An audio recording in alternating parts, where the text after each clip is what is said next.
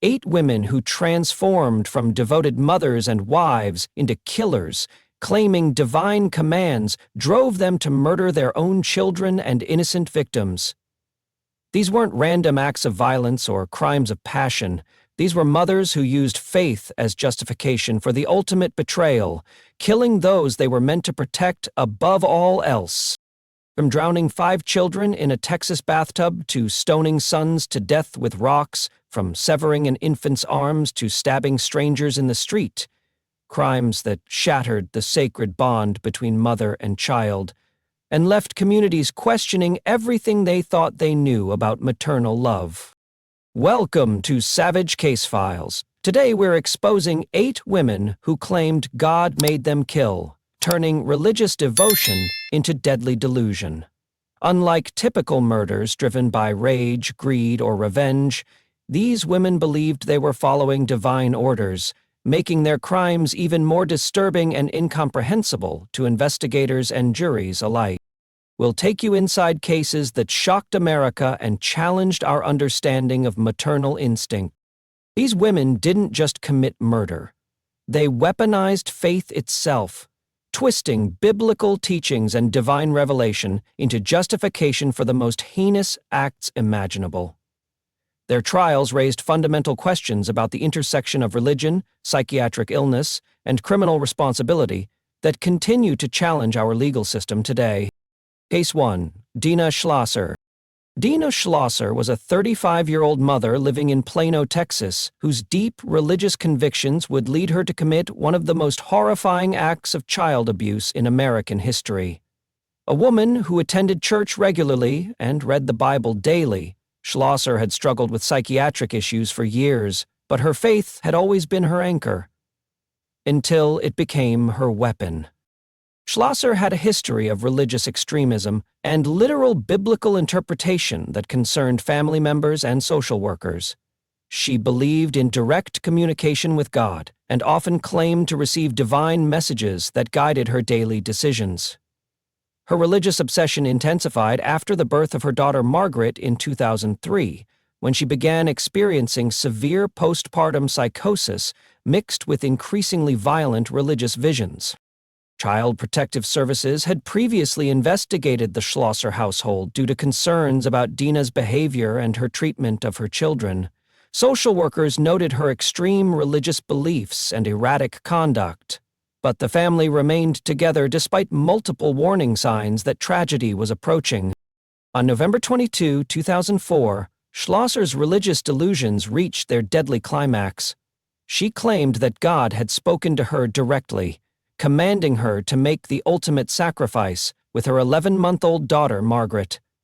Armed with a kitchen knife, she carried out what she believed was a divine order that would save her child's soul from eternal damnation.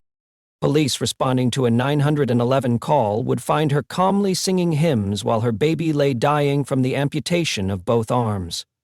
Officers discovered Margaret with both arms completely severed at the shoulders, bleeding to death, while her mother praised God for allowing her to complete the sacred task. The scene was so horrific that veteran first responders required counseling after witnessing the aftermath. Schlosser showed no remorse or recognition of wrongdoing when arrested. She continued singing religious songs and told investigators that God himself had commanded the sacrifice, comparing her actions to biblical stories of divine testing. She expressed confusion about why others couldn't understand that she had saved her daughter from a life of sin. The investigation revealed years of escalating religious psychosis, including previous incidents where Schlosser had threatened her children while claiming divine inspiration. Medical experts testified that she suffered from severe postpartum psychosis, combined with religious delusions that made her incapable of distinguishing right from wrong. During her trial, Schlosser was found not guilty by reason of insanity and committed to a state psychiatric facility. She remains institutionalized today, receiving treatment for her religious psychosis while serving as a stark reminder of how faith can become fatally twisted when combined with severe psychiatric illness. The case shocked America with its brutality and raised serious questions about the intersection of religious extremism, parental rights, and Child Protection Services' ability to prevent such tragedies. Case 2. Lorena Bobbitt. Lorena Bobbitt was a 24-year-old immigrant from Ecuador who had endured years of physical and sexual abuse at the hands of her husband John Wayne Bobbitt. Living in Manassas, Virginia, she worked as a manicurist while suffering through a marriage that had become a nightmare of domestic violence and marital rape that would drive her to commit one of the most shocking acts of revenge in American history. For years, Lorena had been a devout Catholic who found solace in prayer and religious devotion, despite the escalating abuse she suffered at home. She regularly attended church and sought comfort in her faith, believing that God would eventually deliver her from her torment. Her religious beliefs initially prevented her from leaving the marriage, as she viewed it as a sacred commitment that must be endured. The abuse intensified throughout their marriage, with John Wayne Bobbitt becoming increasingly violent and sexually aggressive. Lorena later testified that her husband would force himself on her regularly, treating her more like property than a wife. The combination of physical violence and sexual assault created a psychological pressure cooker that would eventually explode in the most unexpected way. On the night of June 23, 1993, after another episode of forced sexual assault, Lorena experienced what she would later describe as religious visions.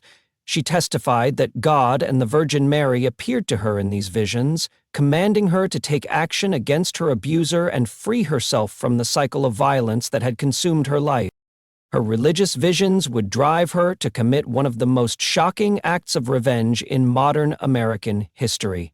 While her husband slept, Lorena took a kitchen knife and severed his penis in a single cut.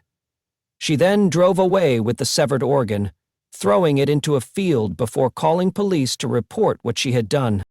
The case became a media sensation, with Lorena's defense team arguing that years of abuse had driven her to temporary insanity. During the trial, she testified about the religious visions that had compelled her actions, describing how divine intervention had given her the strength to finally fight back against her tormentor. Medical experts testified about the psychological effects of prolonged domestic abuse and how religious delusions could manifest in victims of severe trauma. The combination of her Catholic faith and desperate circumstances had created a perfect storm that led to the mutilation. The jury found Lorena not guilty by reason of temporary insanity, accepting that the abuse she had suffered had temporarily impaired her judgment. She was committed to a psychiatric hospital for evaluation, but was released after doctors determined she posed no ongoing threat to society. The case sparked a national conversation about domestic violence, temporary insanity, and the lengths to which abuse victims might go when pushed beyond their breaking point. Lorena's religious justification for her actions highlighted how faith could become twisted by trauma into something unrecognizable. Case 3. Christine Fallon. Christine Fallon was a deeply religious mother who became consumed by an extreme interpretation of spiritual warfare that would ultimately cost her children their lives. Living in a world where she believed demons and angels battled for human souls, Fallon developed increasingly paranoid delusions about her own children being targeted by evil forces that only she could see. Fallon had always been devout, attending church regularly and studying scripture with an intensity that concerned some family members. However, her religious devotion gradually transformed into something darker, as she became obsessed with concepts of demonic possession and spiritual purification. She began seeing signs of evil everywhere, particularly in the behavior of her 2 young children. Her religious beliefs centered around the idea that children were especially vulnerable to demonic influence and that parents had a sacred duty to protect their souls at any cost. Fallon started interpreting normal childhood behavior, tantrums, disobedience, crying, as evidence that her children were being corrupted by supernatural forces beyond her control. The delusions intensified when Fallon became convinced that her children were not just influenced by demons, but were actually possessed by them. She believed that their souls were trapped inside bodies controlled by evil spirits, and that the only way to free them was through death, which would allow their pure souls to ascend directly to heaven. In 1991, Fallon's twisted interpretation of salvation would lead to the ultimate betrayal of maternal trust. Believing that God had commanded her to save her children from eternal damnation, she killed both of them in what she described as an act of divine mercy. She told investigators that the children had thanked her as they died, finally free from the demonic forces that had tormented them.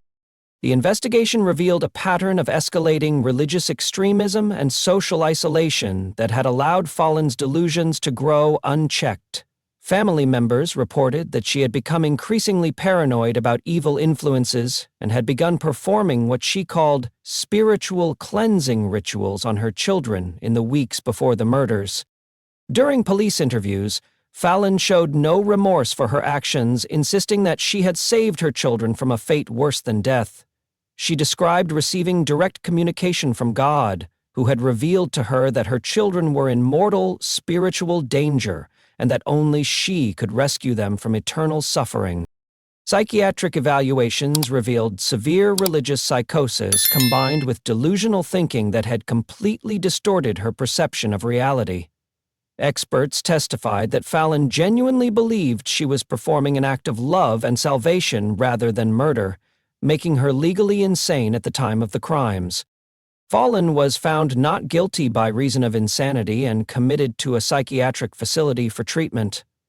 Her case highlighted the dangerous intersection of religious extremism, social isolation, and untreated psychiatric illness, demonstrating how faith could become fatally twisted when combined with severe delusions.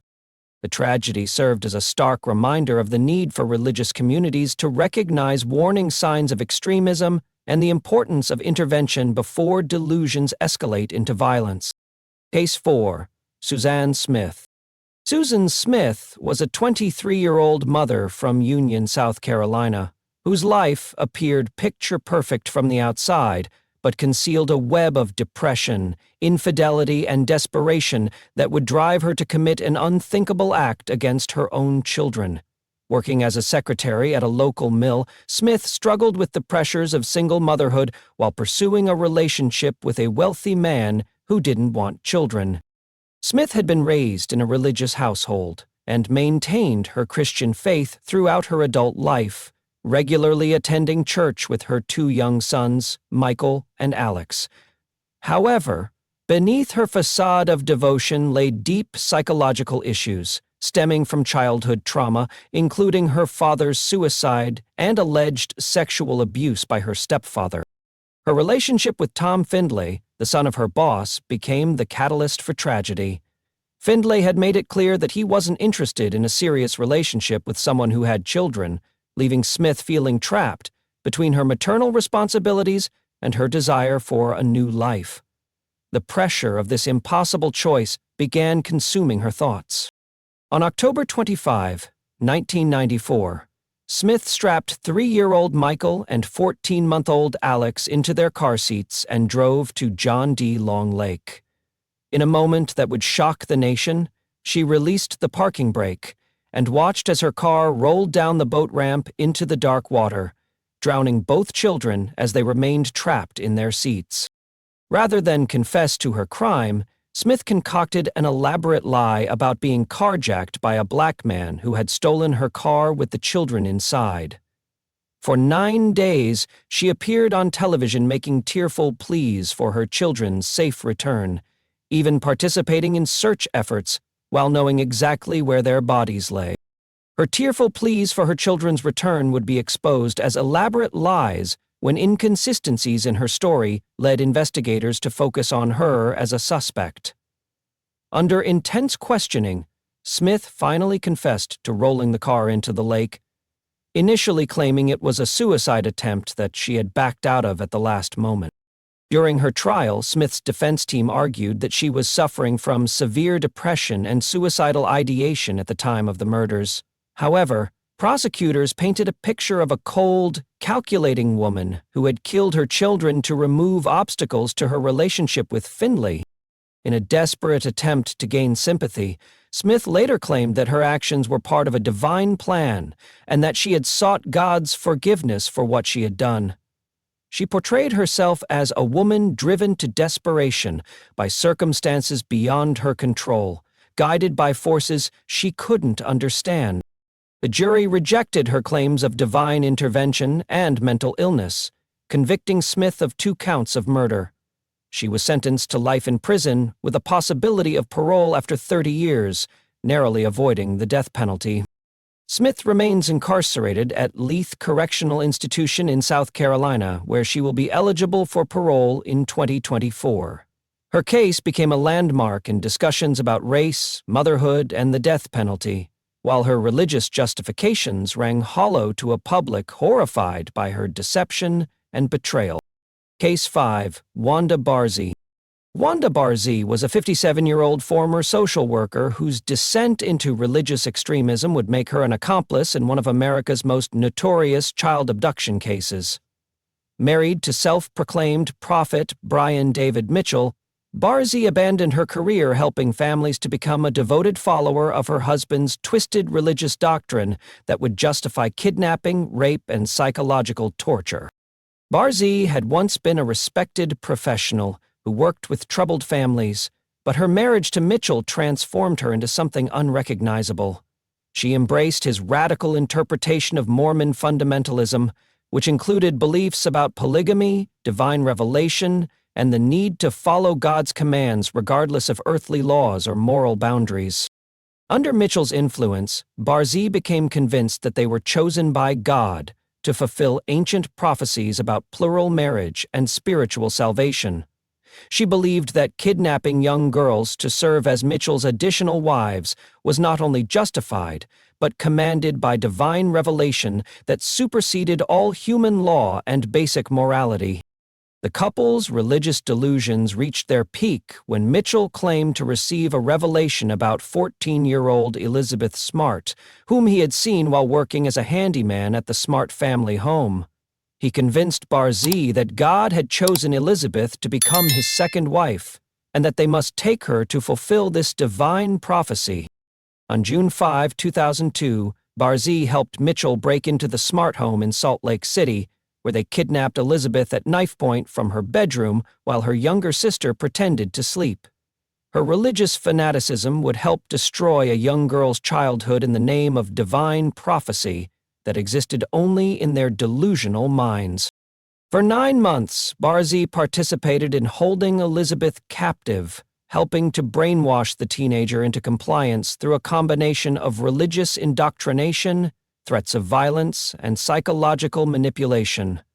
She assisted in the daily abuse that included forced marriage ceremonies and sexual assault, all justified through their twisted religious beliefs. Barzee played an active role in Elizabeth's captivity, helping to disguise her appearance and coaching her on how to behave in public to avoid detection. She genuinely believed they were saving Elizabeth's soul through their actions, viewing the kidnapping as a divine mission rather than a horrific crime against an innocent child. The case broke when Elizabeth recognized her captors on a Salt Lake City street and was rescued by police. The investigation revealed the extent of Barzee's involvement in the kidnapping and the religious delusions that had motivated their actions over the previous 9 months. During legal proceedings, Barzee was initially found incompetent to stand trial due to her severe religious delusions and refusal to cooperate with attorneys. After years of treatment, she was eventually deemed competent and pleaded guilty to federal kidnapping charges in exchange for a 15-year prison sentence. Barzee was released from federal prison in 2018 after serving her full sentence, despite concerns from the Smart family and law enforcement about her continued adherence to the religious beliefs that had motivated the kidnapping. Her case highlighted the dangers of religious extremism and the lasting trauma inflicted on victims of faith-based crimes. Case 6. Joanna Dennehy. Joanna Dennehy was a 31-year-old British woman whose abandonment of her 2 young daughters marked the beginning of a violent transformation that would terrorize an entire English city.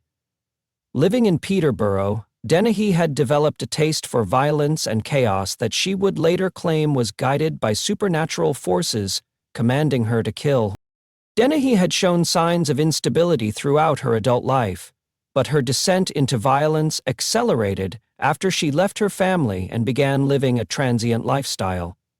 She became involved with criminal associates and developed an obsession with knives and violence that concerned even hardened criminals who knew her. Unlike other cases driven by maternal psychosis or traditional religious delusions, Dennehy claimed to be acting under a supernatural calling that transcended conventional religious doctrine. She described receiving messages from otherworldly forces that commanded her to commit acts of violence as part of a divine mission she couldn't fully explain. In March 2013, Dennehy's supernatural delusions would manifest in a killing spree that shocked Britain. Her first victim was Łukasz Slabaszewski, a Polish man she had befriended before stabbing him to death. She showed no remorse for the murder, instead expressing satisfaction that she had followed the supernatural commands she claimed to receive.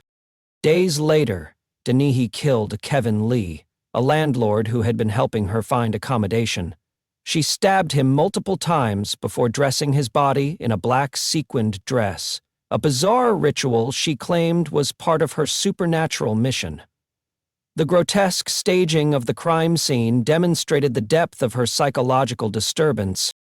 Her killing spree would terrorize an entire English city as she claimed divine guidance from forces beyond human understanding. Dennehy's third victim was John Chapman, a homeless man she encountered randomly and stabbed to death without provocation, treating murder as casually as others might swat a fly. After the 3 murders, Dennehy attempted to kill 2 more men in random attacks, stabbing them both but failing to inflict fatal wounds. She later told police that her supernatural guides had instructed her to continue killing until she was stopped by earthly authorities. When arrested, Dennehy showed no remorse for her crimes and continued to claim that she had been following orders from supernatural entities that others couldn't perceive. She described the murders as necessary acts that served a higher purpose beyond human comprehension. During her trial, Dennehy pleaded guilty to all charges, expressing pride in her actions rather than regret. She told the court that she had enjoyed killing and would do it again if given the opportunity, making her one of the most dangerous female criminals in British history. The judge sentenced Dennehy to life imprisonment without the possibility of parole, making her only the 3rd woman in British legal history to receive a whole life sentence. She remains incarcerated in HMP Bronzefield, where she continues to claim supernatural justification for her crimes.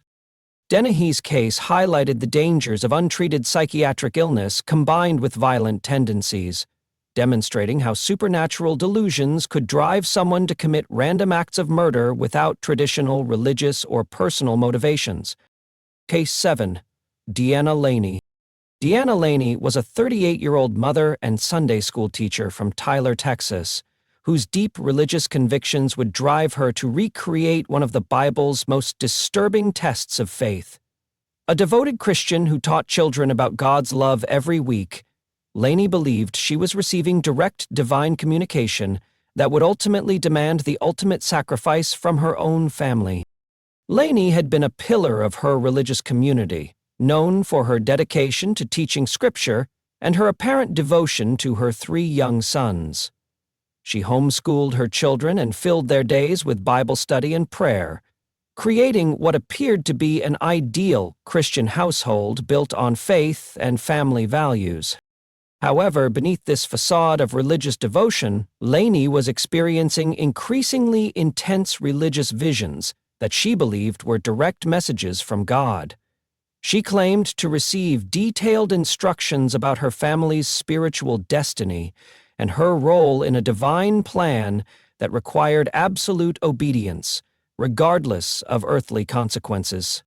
The delusions intensified when Laney became convinced that God was testing her faith in the same way he had tested Abraham, who was commanded to sacrifice his son, Isaac.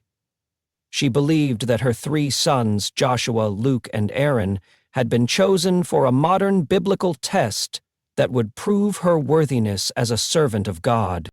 On the night of May 9, 2003, Laney's religious delusions reached their deadly climax.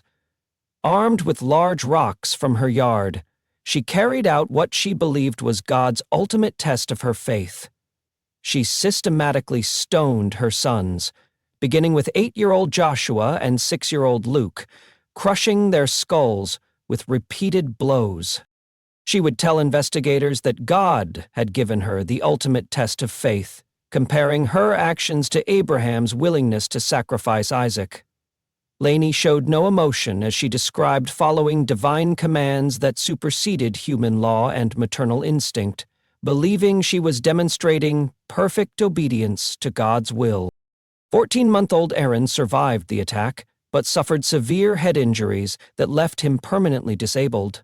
Laney later explained that God had stayed her hand with the youngest child, just as he had stopped Abraham from killing Isaac, proving that her faith had passed the divine test. When police arrived, they found Laney calm and cooperative, readily confessing to the stoning and explaining her religious motivations. She expressed no remorse for her actions, instead showing pride that she had been chosen for such an important spiritual test and had proven worthy through her obedience.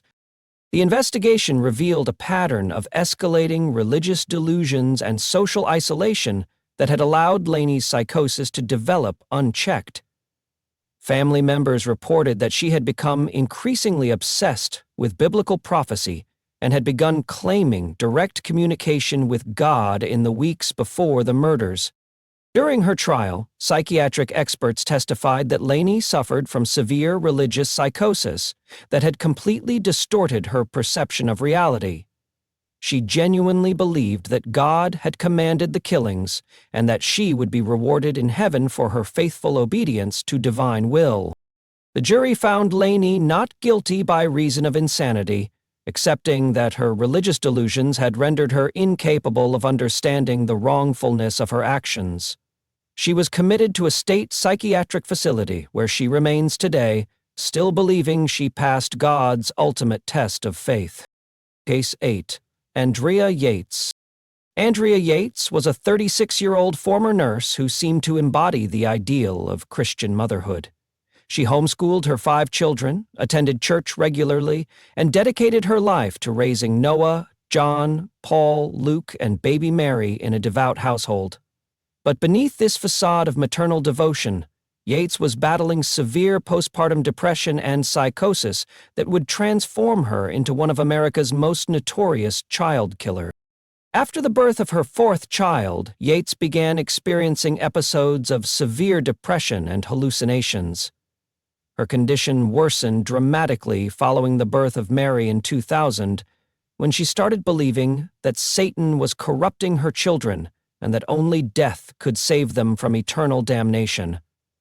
She became convinced that she was a terrible mother who was dooming her children to hell through her failures.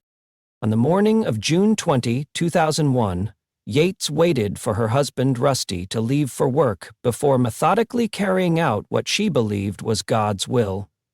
She filled the family bathtub with water and began systematically drowning each of her children, starting with 3-year-old Paul, then 2-year-old Luke, followed by 5-year-old John and 6-month-old Mary. 7-year-old Noah, the oldest, walked in and asked what was wrong with Mary. Yates chased him through the house before dragging him back to the bathroom and forcing him underwater until he stopped struggling. She then laid all 5 bodies on her bed, covering them with a sheet, and called 911. Her 911 call would reveal the horrifying calm of a mother who believed she had saved her children's souls. "I need a police officer," she told the dispatcher matter-of-factly. When asked what was wrong, she simply replied, "I killed my kids." She showed no emotion as she confessed to drowning all 5 children, explaining to arriving officers that she had to kill them before they committed more sins. The investigation revealed years of psychiatric treatment, multiple suicide attempts, and increasingly severe religious delusions. Yates had been prescribed antipsychotic medication but had stopped taking it shortly before the murders. Her husband had been warned by doctors not to leave her alone with the children, yet he continued his normal work routine. During her 2002 trial, Yates was convicted of capital murder and sentenced to life in prison. However, the conviction was overturned on appeal due to false testimony from a prosecution witness. In her 2006 retrial, she was found not guilty by reason of insanity and committed to a state psychiatric facility. Yates remains confined at Kerrville State Hospital in Texas, where she has been denied parole multiple times. Her case became a landmark in raising awareness about postpartum psychosis and led to significant changes in Texas insanity defense laws, while forever changing how America views the intersection of motherhood, psychiatric illness, and religious delusion. The tragedy highlighted the devastating consequences when severe psychiatric illness combines with religious extremism, creating a perfect storm that can transform loving mothers into their children's killers. 8 women across 3 decades who transformed religious faith into justification for murder reveal disturbing patterns about how divine delusion can override the most basic human instincts. From Texas bathtubs to English streets, these cases demonstrate that maternal love and religious devotion can become fatally corrupted when combined with severe psychiatric illness. The geographic concentration in Texas is particularly striking. 4 of these cases occurred in the Lone Star State, suggesting regional factors that may contribute to religious extremism. The Bible Belt's intense religious culture, combined with limited access to psychiatric care and social stigma around seeking help, created perfect conditions for religious psychosis to flourish unchecked. Maternal filicide emerged as the dominant pattern, with these cases involve mothers killing or attempting to kill their own children. These weren't crimes of passion or abuse. They were deliberate acts carried out by women who genuinely believed they were saving their children's souls through murder. The complete inversion of maternal protective instincts represents one of the most disturbing aspects of religious psychosis. Postpartum psychiatric conditions played a crucial role in several cases, particularly Andrea Yates and Dina Schlosser, whose religious delusions intensified dramatically after childbirth. The combination of hormonal changes, sleep deprivation, and pre-existing religious extremism created a toxic mixture that proved deadly for their children. The legal system struggled to address these cases consistently. While most defendants were found not guilty by reason of insanity, sentences varied wildly, from psychiatric commitment to life imprisonment to temporary hospitalization. The challenge of prosecuting individuals who genuinely believed they were following divine commands exposed gaps in how the justice system handles religious psychosis. Warning signs were present in nearly every case, but were consistently missed or ignored by family members, religious communities, and social services. Escalating religious extremism, social isolation, claims of direct divine communication, and previous psychiatric episodes created clear patterns that could have prevented these tragedies with proper intervention. Religious communities bear particular responsibility for recognizing when faith becomes pathological. The reluctance to question someone's religious experiences, even when they become increasingly bizarre and violent, allowed these women's delusions to develop without challenge or treatment. The international scope of these cases, from Texas to England, demonstrates that religious psychosis transcends cultural and national boundaries. Joanna Dennehy's supernatural calling in Britain mirrors the biblical delusions of American mothers, showing how psychiatric illness can manifest through different religious frameworks while producing similar violent outcomes. Current status varies dramatically. Some remain institutionalized, others have been released, and one continues as a fugitive. The inconsistent, long-term management of these cases raises questions about public safety and the effectiveness of psychiatric treatment for religious psychosis. These 8 women proved that the most dangerous criminals can be those who believe they're doing God's work. transforming houses of worship into breeding grounds for homicidal delusion. 8 women who turned faith into justification for murder, transforming from devoted mothers and wives into killers who claim divine commands, drove them to commit the most heinous acts imaginable. From Dana Schlosser's gruesome amputation of her baby's arms, to Andrea Yates' systematic drowning of 5 children, these cases shattered our understanding of maternal love and religious devotion. Their crimes spanned decades and continents. Texas bathtubs where children drowned, English streets where strangers were stabbed, bedrooms where sons were stoned to death with rocks. Each woman believed she was following God's direct orders, turning houses of worship into breeding grounds for homicidal delusion and biblical teachings into weapons against the innocent. The aftermath reveals the inconsistent nature of justice when faith meets fatal consequences. Dana Schlosser remains institutionalized for her religious psychosis. Andrea Yates continues psychiatric treatment after multiple parole denials. Susan Smith serves life in prison, eligible for parole in 2024. Joanna Dennehy will never be released from her British prison cell. Wanda Barzee walks free despite her role in Elizabeth Smart's kidnapping. Some found temporary insanity defenses, others faced life sentences, and a few received compassionate treatment for their psychiatric conditions. The legal system struggled to balance criminal responsibility with genuine religious psychosis, creating a patchwork of outcomes that reflected society's confusion about how to handle faith-based violence. These women didn't just commit murder, they weaponized religion itself, exploiting the trust we place in mothers and believers to carry out acts that defied every natural instinct. Their trials raised fundamental questions about the intersection of faith, psychiatric illness, and criminal justice that continue challenging our legal system today. Which case disturbed you most? The mother who sang hymns while her baby bled to death? The Sunday school teacher who stoned her sons like Abraham's test? The devoted Christian who drowned 5 children to save their souls?